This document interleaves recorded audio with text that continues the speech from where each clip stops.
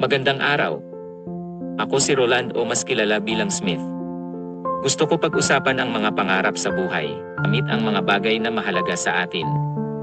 Ang mga pangarap ay nagbibigay rin sa atin ng mga layunin na pinaghihirapan at hinahabol. Ito ang nagbibigay ng motibasyon at determinasyon sa atin na magtrabaho ng husto, magpatuloy sa kabila ng mga pagsubok, at labanan ang mga hamon upang maabot ang mga inaasam nating tagumpay at fulfillment. Bukod dito, ang mga pangarap ay nagbibigay din ng direksyon sa ating buhay. Ito ang nagtuturo sa atin kung saan tayo patungo at kung ano ang mga hakbang na kailangan nating gawin upang maabot ang mga inaasam nating mga pangarap. Ito ay nagbibigay ng focus at clarity sa ating mga layunin. Higit sa lahat, ang mga pangarap ay nagbibigay sa atin ng pag-asa.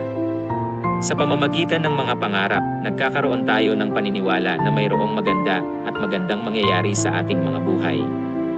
Ito ang nagbibigay ng positibong pagtingin sa hinaharap at ang lakas ng loob na harapin ang mga hamon na dumadating sa atin. Sa pangkalahatan, ang mga pangarap ay bahagi ng pagiging tao natin. Ito ang nagbibigay ng layunin at kahulugan sa buhay, at nagtutulak sa atin na mag-abot ng ating pinakamahusay na potensyal. Maraming salamat sa panonood. Hanggang sa susunod na video.